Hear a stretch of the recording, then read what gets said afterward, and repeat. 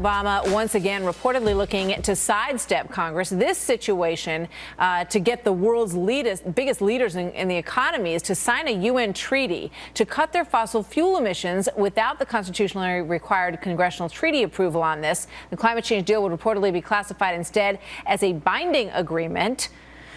Semantics, perhaps, but how's this going to go over with lawmakers on both sides of the aisle? Joined by Chris Plant, radio talk show host, and Leslie Marshall, also radio talk show host and Fox News contributor. Chris, Leslie, welcome. Good to have you both here. It seems like such a strange segue. At 1 minute we're talking about a mother who is pleading for her son's life. We're talking about the huge decision that the president has to make as to whether or not to go back to war in full in Syria and in Iraq. And for some reason, Leslie, he's chosen to focus at this moment on climate change, it appears. Well, I don't think he's focusing just on climate change. I mean, we know that he's coming up with a decision with regard to Syria and ISIS. But I do think that the president is in a position, as every world leader is, to not be able to avoid the inevitable. We're not just talking about environmental problems. We're talking about health problems worldwide.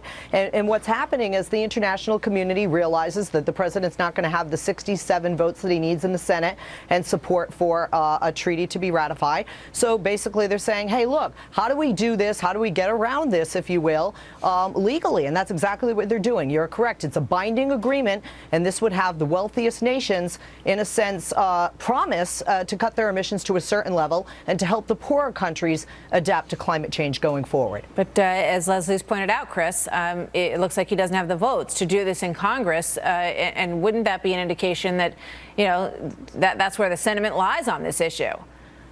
That would indicate precisely that. That's our system of government, which Barack Obama apparently doesn't have a great deal of use for. And this is just the latest example of the president holding our system of government in contempt. He doesn't have the 67 votes, and it's not just Republicans, it's Democrats, too. That's right. That are against the crazy cap and trade that would hobble our economy, kill jobs, and not cure the problem that they're seeking to cure. But the president, once again, just has no use for the branches of government, for the Constitution of the United States. He's the president of the left wing of his party, and it's another hand grenade that he's rolled down the aisle here.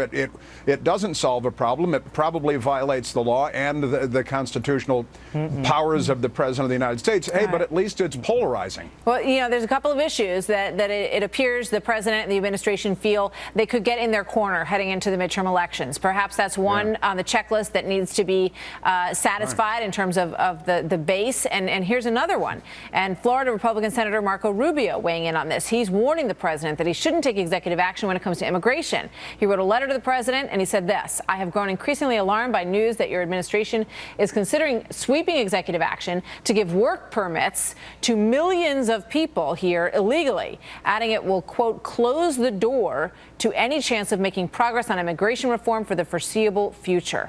Leslie, what do you make of this?